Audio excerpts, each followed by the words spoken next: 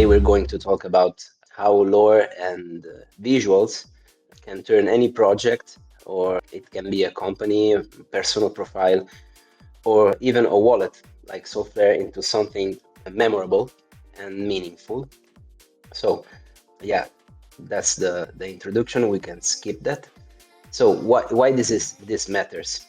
So in crypto, everyone talks, about speed, transactions, UIs, tokenomics, and all this kind of things. All important stuff for sure, but none of that is what people remember at the end of the day. Humans don't fall in love with specs, they fall in love with stories. Here's an example. I mean, most of you probably don't remember the technical details of the first iPhone, right?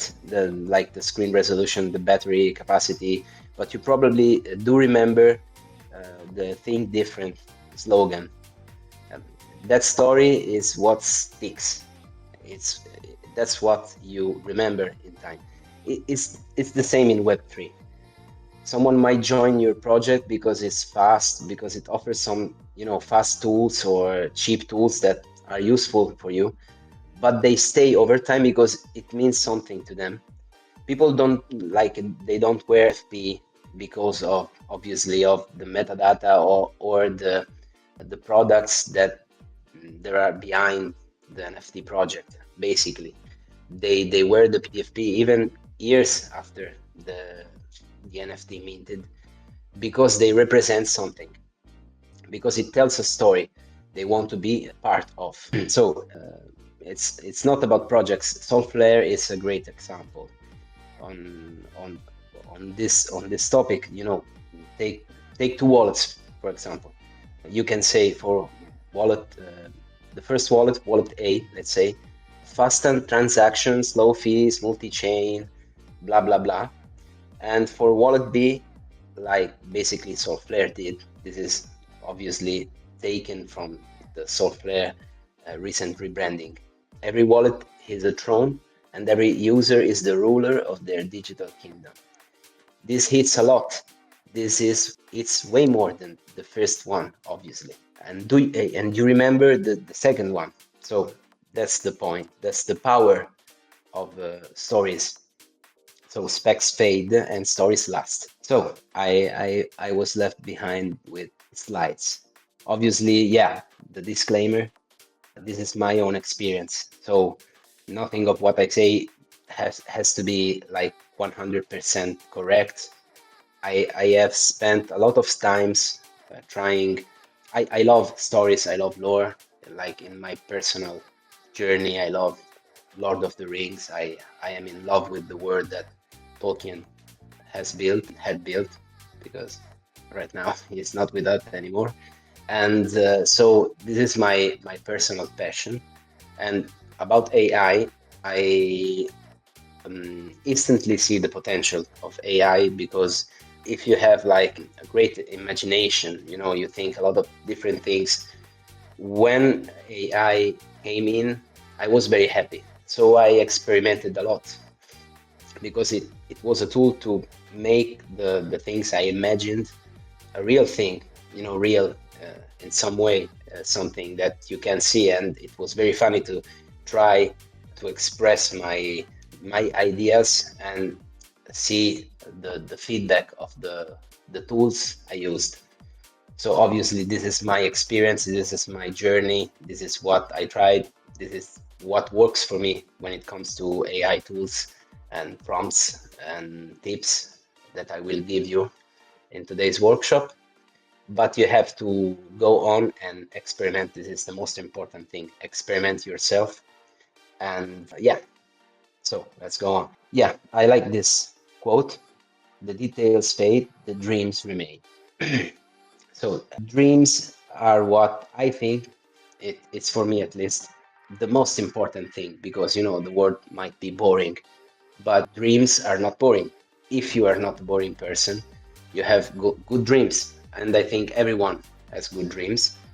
So the dreams are what remain, what you can imagine. So giving a story to something, it's what fuels a dream of one guy dreams of people.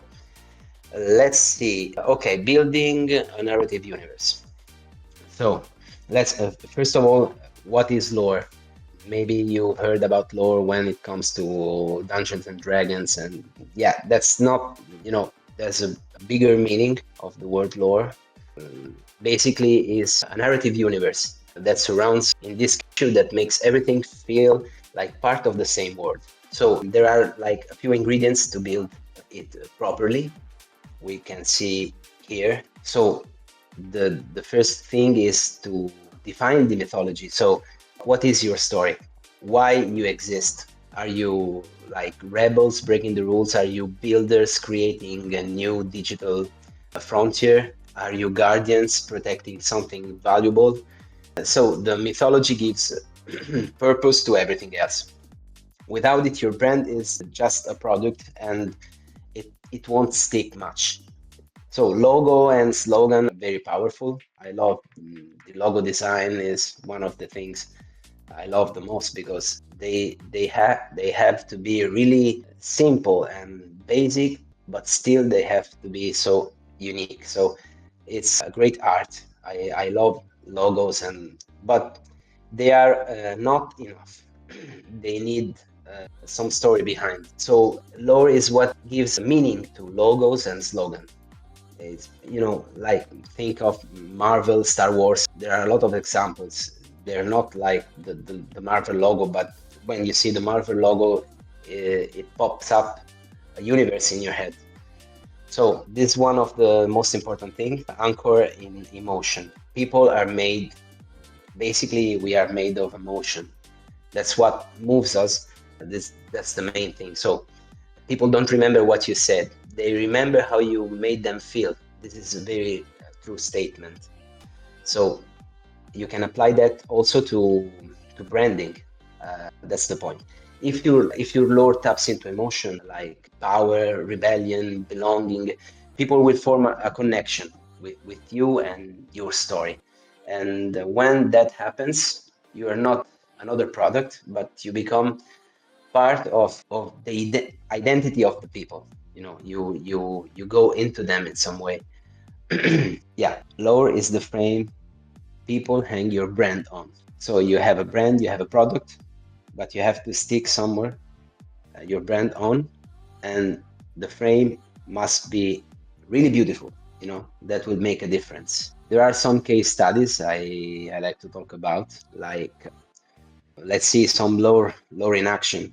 So you can understand a bit, because this it may seem like an obvious thing, but I think at the same time it might not be, because we some people like they get the feeling but they don't think about it. So mm, talking about it, it might help you understand how it works. For example, one of the biggest brand in the world, like sport brand, a shoes brand, and clothes, it's Nike. Nike is a textbook example, because the point is they don't sell sneakers, they sell perseverance. The just do it thing isn't about shoes. It's about pushing yourself and achieving greatness, overcoming pain.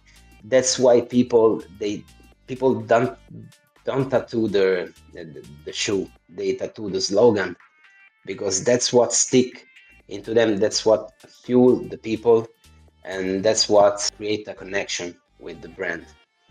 Also, Apple, the same. Apple is a huge brand right now. Maybe, yeah, I don't know if it's the biggest one or top three or whatever, but they were born with the Think Different campaign, and people don't really care about the product itself. It's not enough. That's the point. Another fun one is Red Bull, for example. Red Bull, you see the commercials of Red Bull. They sell, adventure. They sell skydiving from space, building crazy vehicles and stuff like that. And the can, the Red Bull can that you drink, it's just a symbol, and for the consumer, but for them obviously it's everything, because it's their product and they live thanks to their product. In Web3, it's the same. It's the same, but with some differences. Personal brands are a thing in Web3 too. Let's think about Sol Big Brain. I think most of us know him. I know him since like the day I joined Web3 and I joined Solana. So I don't know if it was intentional, but he built his personal brand not by just tweeting charts or Solana price or whatever. He built it by being the guy that believed in Solana since day one. He built a lot of stuff in Solana. There was this cool website in 2021 when I joined. I don't remember the name of the website, but it was the first website, or one of the first, that it has like the NFT upcoming mints. You can check it. You could have checked it daily to see the daily mints, and it was really cool. Every day I checked that, and it was very kind, answering in DMs and talking about stuff and whatever.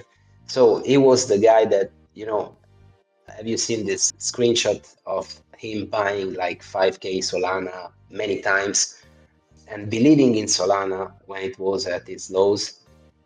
Always the good guy, always the supportive guy, the guy believing despite everything was going badly after the FTX crash and at the lowest point in Solana since the last bull market. So now everyone follows him and believes in him for the narrative he brought in. It's not for the portfolio itself. It's just, when you think about Sol Big Brain, you think about this. You don't think about how many money. Maybe you can think that, but the first thing that comes into your mind is the legend that believed in Solana with all this money, and there was a lot of money when it was at its lowest. Also, Frank the Gods is another example. It's not just a founder. It's like was born like the rebel voice of Solana. He created the mythology with the gods, and it was everything like tried and tried again. The gods were about to fall, and he pushed it, and it was like a very well-known character because of his perseverance, and he did a lot of things, different things. He knew how to create hype, and everything served to that purpose.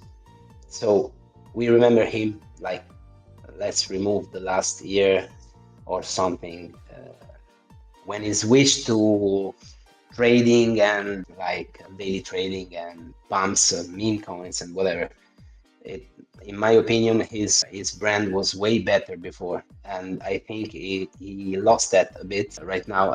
I mean, more than a bit, in my opinion. But that's a great example. It was obviously also in all these cases there was a bit of luck, obviously, because money are involved. But that's not the point.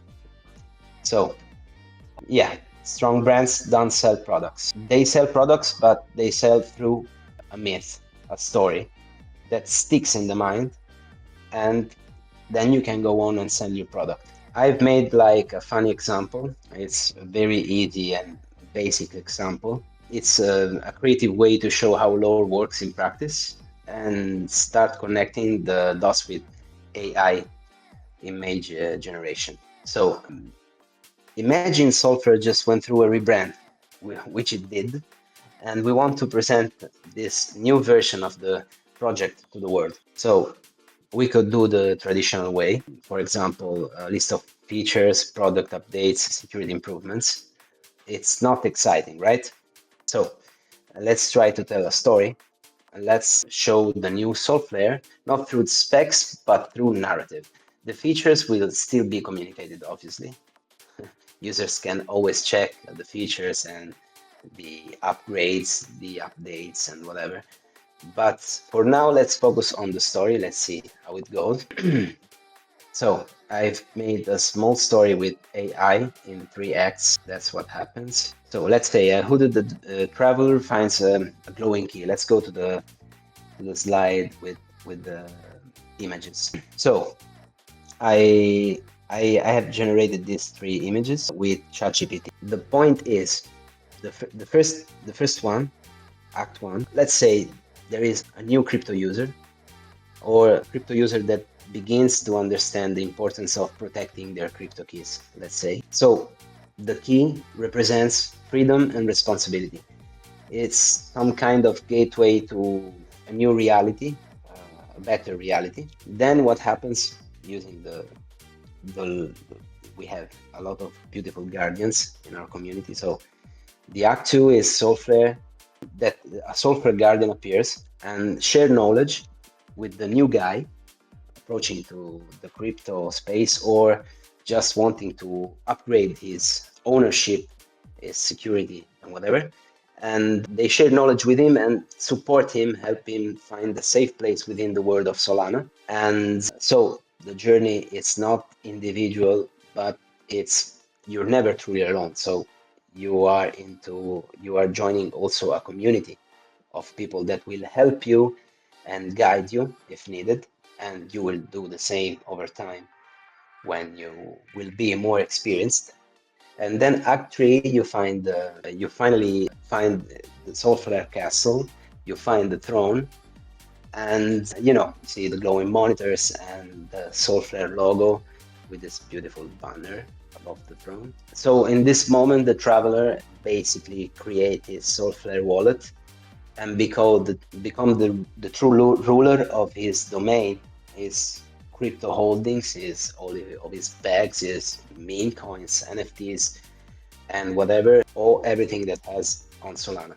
So this can show we are not using any specs, any feature list, but it still tells a story. It still tells a story that you might remind more than features, specifications, and also some cool screenshots of a new app. Obviously, this is very basic again, but you can build this to stick in people's mind, and it's way more effective rather than share a specification about the new update or whatever. So also a few words about, we'll talk more in a bit about AI image generation, but as you can see, the three images look quite in the same style.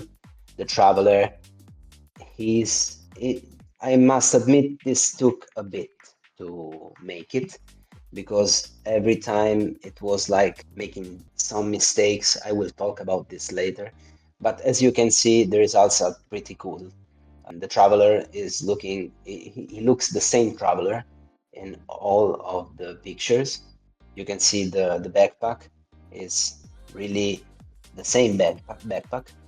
The key is the same key, more or less. In the second picture, you will not see like a small ball, the small thing on the where you grab the key. There is not right there, but I think it's a good result overall. I will talk about this later. So this is a cool way. I mean, no artist was involved in doing this, and still you can create like three very coherent pictures to tell a story. And you can use logos and you can use whatever you want to add a bit more of depth to the images and to your story. So I will talk more about this in the next slide. So let's go on. Solflare shows how even a wallet can feel like part of your story. That's the point. I mean, if you take it like a wallet can have a story, it's everything can have a story, because a wallet, if you look at a Web3 crypto wallet per se, you see the wallet, I mean, you think there's nothing exciting about it. You might think at first glance, what story I could tell about crypto wallet? Everything. You can make a story, and you can create a story, a narrative about everything, believe me. So that's a beautiful demonstration of how you can do it for a crypto wallet. So let's go on. AI tools for storytelling. Before we go deeper into visuals, there's one important thing I want to say. Human-made art is still the gold standard. Real artists bring emotion, creativity. For most of the branding history, it was the only option. But in the last few years, as you know, the world has changed very fast also. AI has completely revolutionized like creative processes, and it's still evolving right now. We are like in the middle of the process. That doesn't mean it's perfect, obviously, for everything. There are industries where AI still isn't the right choice, but it's starting to show up even in the big ad campaigns. I don't know if you see that. A few weeks back, I don't remember then the brand name, but it's like going mainstream. Not mainstream, but there are some examples that of big brands that are trying to use AI for ad campaigns, commercial on TV. But for Web3, AI is perfect because Web3 moves very quickly and values speed and experimentation and creativity. AI is perfect, especially for storytelling and for, let's say, early branding, personal branding. It's great for personal branding. There are lots of tools out there, and I've tried many of them. But the one I personally find the most versatile and useful for narrative work and image generation is ChatGPT. That's my favorite. There are three here listed like ChatGPT, Grok, and Copilot. I've tried Gemini also. I didn't try Claude. There is DeepSeek also, but DeepSeek it's not. I think it doesn't have also the image generation feature or something very limited. So these three, I've mentioned them because they are what I used and I experimented the most with.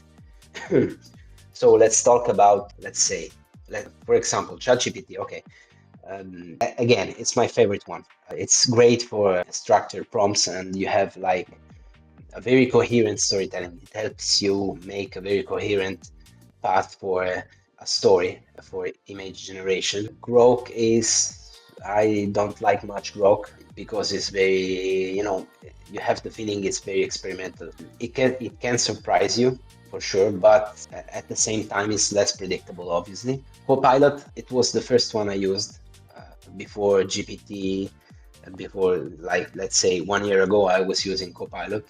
It was not bad. It was clean, pretty clean, and you could use it for image generation. Yeah, it has.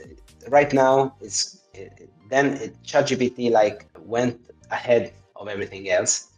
But I must say right now, Copilot is going right behind ChatGPT for image generation. Like I tried it. You will see some example in the next slides, and you will see for yourself. It's okay. Let's go on maybe with the next slide. So to show you some examples, just wait a bit. I just wanted to say that it's important to choose the right tool. Prompting is obviously very important, but it is also important to find the right tool to do what you have to do. Grok, for example, it's better for text to image. You can find like you can have like some creative results. But if you want coherence and you want to like maintain, that's what it's needed for the lore building, the world building. ChatGPT and Copilot are better. I will talk maybe in the future if we'll have another workshop. I will go deeper into the other tools. Right now, let's stick with these three tools. Yeah, the tool can obviously it shapes your tone. Again, you have to find a good tool, obviously, but also what it feels for you, that it's good for you. You have to look into it and try it and experiment with it and see what vibes are you getting, what style are you getting.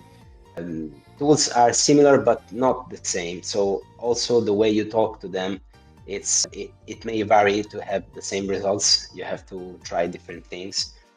Let's go to prompting tips. So we will make a comparison with GPT, Grok, and Copilot. So, okay, one of the greatest tip I can give you, maybe you already know that, I don't know, but since it's a beginner course, I will cover everything I think it's valuable. It's using a reference image when trying to build something coherent over time. So if you have a character that you want to make a story with it, or you want to just make some GM posts, you have to use a reference. If you go text to image, the results will be not as close, as good like using a reference. If you want to build a new story and you don't have like a reference image, what you have to do is create the reference image. So you go text to image, you try a different thing, some different generation with maybe also different tools. When you find the character you want, you save that and you use that for reference in the next generations.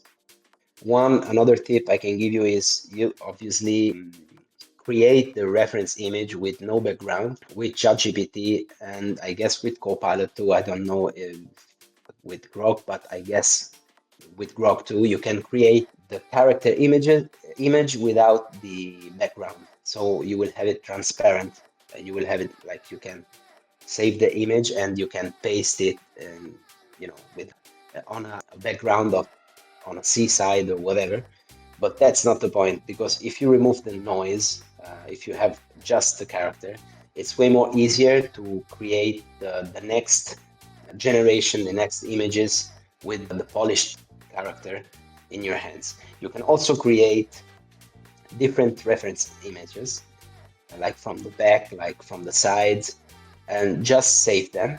And you can feed that to the AI tools, and basically it will help you having like the more or less same character. Obviously, you have to mix that with good prompting. That's the reference images are very, very important. So this is like the, the dumbest tip, but one of the most useful ones. Restart chats. When you see that you're not going anywhere with the chat and with the image generation, just close and open a new stance. Sometimes when the prompt is pretty good, you look at it and say, okay, that's what I want. It just needs like 3 or 4 new chats and copy and pasting the prompt. And eventually you will get like maybe not the perfect image, but you will get a good image you can use. I do that a lot of times. So refreshing, starting over, it's like rolling the dice again, but with a good dice, because if the prompt is good, you're giving a good instrument to the AI tool, and basically it will try again and again. Eventually you will find something that you will like. That's a great tip that helped me a lot. Phrasing, yeah, for sure matters. Let's say you have to use like words, not many adjectives. You have to be very simple when prompting, and you have to. One of the things that helps me the most is like visualize the image that I want more or less in my mind, and try to describe it like I had to describe it to, let's say, a 5-year-old child. Doing that, you will have some good results, using some good objectives. You will learn experimenting that some words will change drastically the results of the output of the output image, like using the word epic, for example. Epic, you will have like something epic, obviously, but you will know what is the epic that the AI intends. How it works is just going on with experimentation and see what works for you. You will learn in time. But another great tip is just try. You imagine something, try to make an image with AI and see the output and think about the output and think about what worked and what didn't. So you can just go on with the next generation and see how the AI thinks. And like, yeah, in fact, think like AI. So you have to observe really careful. If you want to use AI good, you have to understand AI, you have to observe the outputs and learn from them. So let's see the next slide.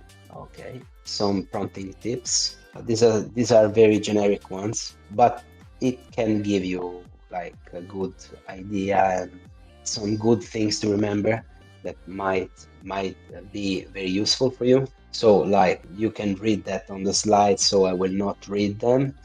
Let me check one thing very useful to do. Yeah, we will see it also in the next slides. There will be like some examples.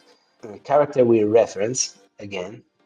When you say keeping the same style, this, between like create an image of this character, keeping the same style. This helps a lot because otherwise, if you use other adjectives in the prompt, it takes the reference image and adapt the style of the reference image to the style of what what the AI thinks you want the new image. So just adding this, keeping the same style after the character word, it helps the AI to stick with the character style, and basically it adapts the new image to the using the character style, not vice versa. So it is very useful when you want to keep coherence. Yeah, the other things, let me check. Yeah, basically, yeah, these are very generic. I wanted to give some examples, but the point, I did so much experimentation with reference. So, and also I think that in the end, reference image generation, it's the most important thing for to create like a story and to keep coherence. You cannot go on with text to image generation. So basically that's it. The other things are just for very beginners. So I almost never use like text to image generation. I always give some reference to the tool. So this is also a great quote. So if you help the AI will help you. It's not like it will not solve your problems. It will not give you the image you want if you don't help the AI tool to understand what do you want. AI still cannot read our minds. Maybe in future, but right now it's still not possible. So you have to, it's like a mirror.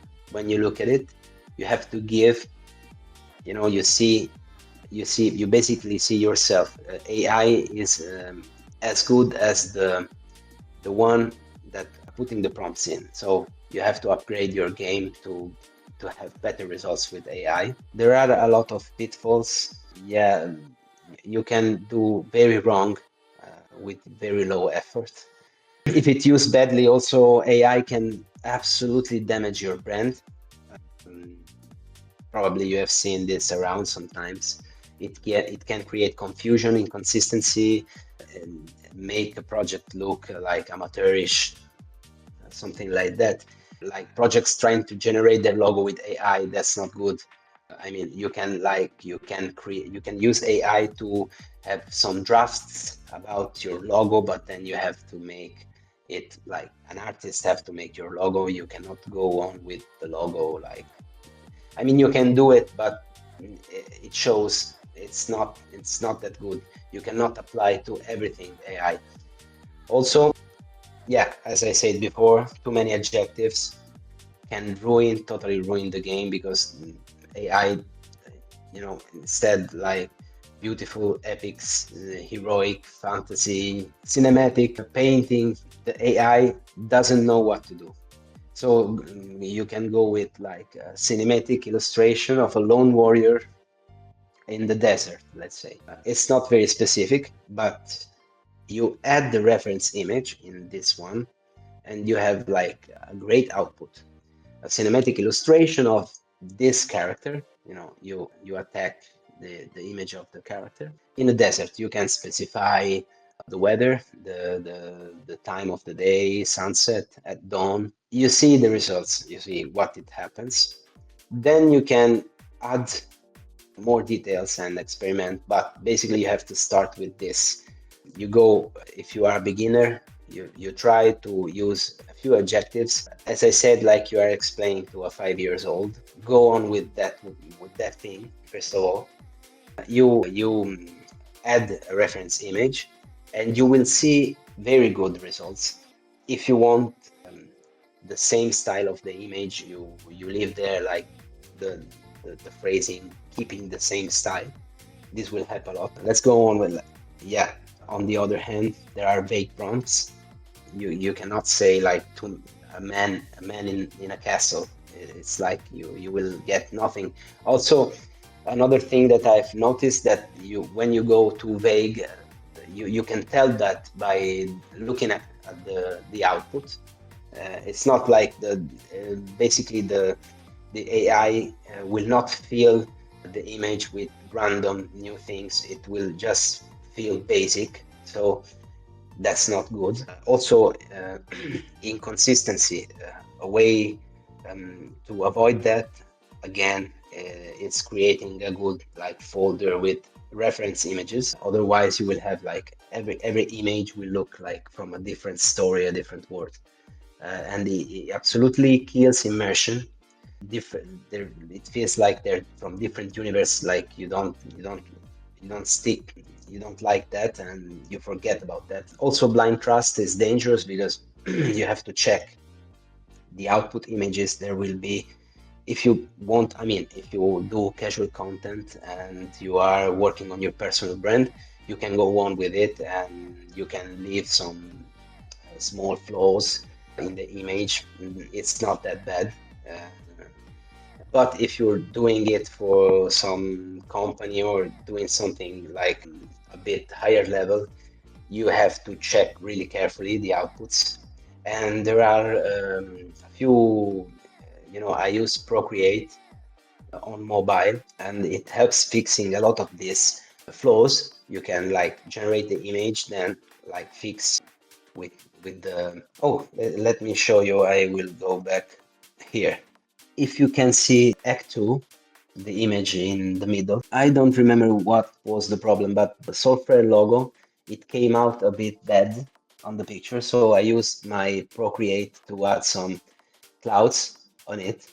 And I thought it might be, it fits because it's a forest and the castle is a bit far away. So I just added some clouds. And the logo looks like, if you look at it like from with the clouds on it, it looks good. So there are some tweaks and you have to be really, you have to adapt when it comes to AI right now. And I use Procreate a lot. It helps me a lot. Oh, wait. Yeah. Okay. Let's go back here. Okay. So obviously, if there's no narrative link, so it's a great visual, but it's not connected to the story you want to tell or to brand. It's like it's useless, and it can also damage your brand. A beautiful image without a story is just noise. That's very true. So right now, okay, let's go to the demo. We are getting close. This is like I played a bit with the 3 AI tools to show you. Let's go on. So this is the prompt. I use these prompts to create my visuals. So here's an example. You can read that. I can read that very quickly. Create an image of this character having a coffee in a cup with the Solflare logo on it. Inside a small wooden seaside kiosk, slightly shabby but cozy. The scene takes place on a tropical island during the day. 2 birds are flying in the sky, one cyan and the other purple, in detailed Ghibli. So, as you can see, these are the 3 outputs: ChatGPT, Grok, and Copilot. That's kinda a good output if it comes to ChatGPT and Copilot. Here I have attached my PFP and the Solflare logo. So I specify with the Solflare logo attached on it. With ChatGPT, you can attach maximum 9 images to the prompt. When you prompting, you can add 9. When it goes more than 2 or 3, it may create some confusion. But I also made some images with 9 attached images, and with some working on it, you can have a pretty good result. But I add the Solflare logo, and as you can see, Grok failed dramatically. So Grok has this issue that if you add I don't know if it's the problem is that if you add 2 images, the second blows up. I guess it just have some problems with the if it doesn't come to the main character, it has some problem with the other images. You want to add some details on the image. So ChatGPT and Copilot are pretty similar. I guess right now they're using pretty similar database. As you can see, the results are very close. And Grok, it's the same exact prompt used for all 3 AI tools. As you can see, Grok is the most different one. Like it kept the setting like the PFP, so it didn't give motion to the sailor, and it totally messed up the logo. So that's not a good advertising for Grok. Let's change a bit the prompt and see what happens. Okay, so now I am just using ChatGPT. The prompt is the same as before, but with 2 small changes to see how the output shifts. So as I said before, I add the keeping the same style right after the create an image of this character. And as you can see, this is the OG one, the left one, the same of the previous slide. The second one, I just added the keeping the same style. As you can see, the colors are, you don't have, maybe you can see my PFP. I didn't put my PFP here, but the second image is way more close to my PFP if it comes to colors and basically colors. And also if you see the helmet is more similar to the PFP. And look at it. I mean, just one slight difference, keeping the same style. It's closer to your PFP. So you can use this thing to keep coherence. And also another funny thing, because my PFP is in pixel style, if I remove the detailed Ghibli style part and I keep the phrase keeping the same style, as you can see in the third image, it goes back to the pixel style. Obviously, I attached the Solflare logo to all of this. As you can see, it goes with the Solflare logo pixel style too, because it keeps the same style. The second image is the number 1, so the middle image. It tries to keep the same style of my PFP, but changing it to Ghibli style, so it sticks with colors and the shape of the helmet in a better way. But if you remove the description about the whole image, like in detailed Ghibli style, you remove that, it goes back to the pixel style, and that's the third image, right? The point 2. And as you can see, there are all good, pretty good results. It depends what you want. So if you want your PFP's pixel style, you go with keeping the same style without adding other styles with it. If you want another style but you want to keep more coherence with your character, you go in with keeping the same style and explaining what style do you want the whole picture, the whole image. Let's see how it behaves with text to image. Grok is, now you understand why I don't like Grok much. So you have to put a lot of effort, to explain, to try and get the same. This is basically, it's pretty similar to my PFP. I didn't use an image, I didn't attack anything here, just the Solflare logo, sorry, but not my PFP.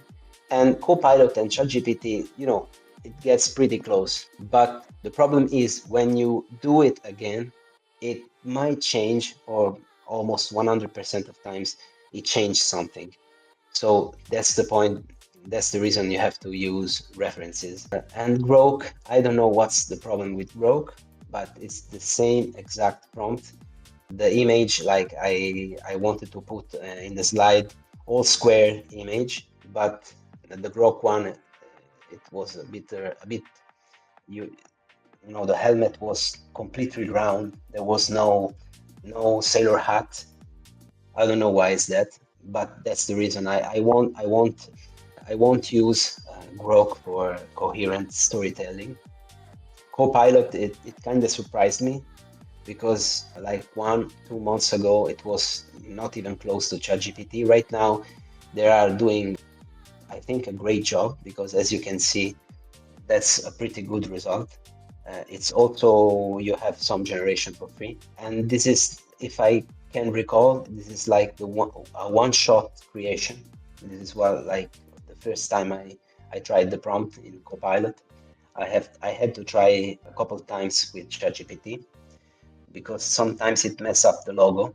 And what I noticed is that in Copilot is very good with logos. So if you attach an image of a logo, it will mostly go do it good. You will see a good image with a good logo.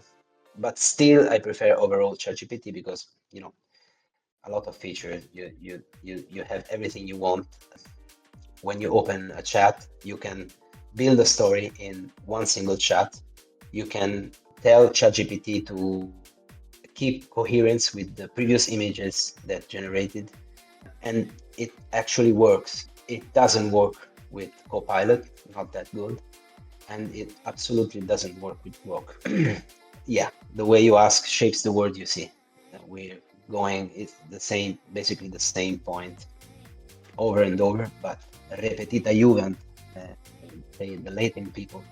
So if you repeat important things, it's good, because you will remember them. So we are close to the end. So lore and visuals are not two separate things.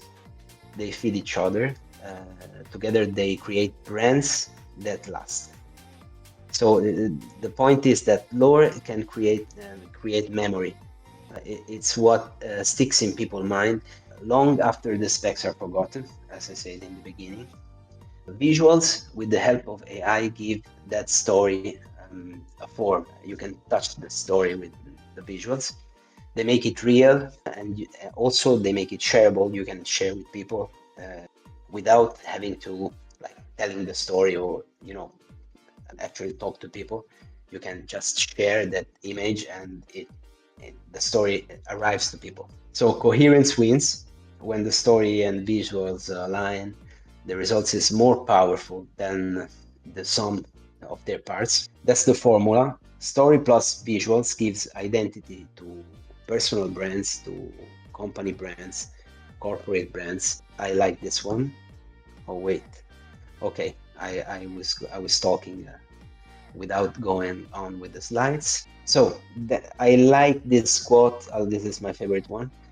Stories light the fire. This is true, because a story can really light a fire in you, because you begin to connect your personal experience to it. You make it yours. You think about it, and everyone basically has own story. When you watch a movie, I think that movie, it means like something slightly different for all of us, because it merged with who you are. So that's in that way stories light the fire in you. It gives you something to think about and to put your experience in it. And visuals keep it burning. So you know that's the wood that you add to the fire, that together they shape the world. And I think this is very important. I think this is overlooked sometimes. I think that many brands, many companies, or even many people that wants to create a recognizable brand for their profile in Web3 overlook this and don't understand the importance of this. Also, I've seen in previous workshops, like, don't change your PFP too much in X, This is a great tip. And also work with your PFP. Think about a story of your PFP. I know it's sometimes it's harder based on what PFP you have. Sometimes PFPs have more, personality. I must admit I was very lucky with my PFP because it works very well with AI. And not very lucky because I actually talked with the artist and I told him how to make it because we had an upgrade on PFPs in Oligarch. So, but I wasn't thinking about AI, so it's still luck because it works very well with AI. You will find some PFPs, some character that works, some character that doesn't work well with AI. That requires more work and more tries to have some good results. But just my final tip is keep trying. If you love that, it is important more than you think to have like a personal story, a personal brand. Just keep trying, trying and trying. Find your tool and experiment and find suggestions. Also, if you want something specific, or if I can, I'm not, I don't know everything. It's just some experience, and it's what I love. So if I can help you, you can DM me for sure.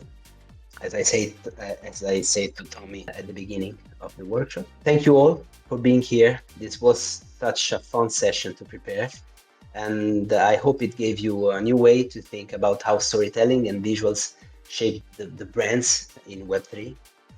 And a big shout out to Solflare community. Obviously, you guys are awesome. I love you all. And that's it.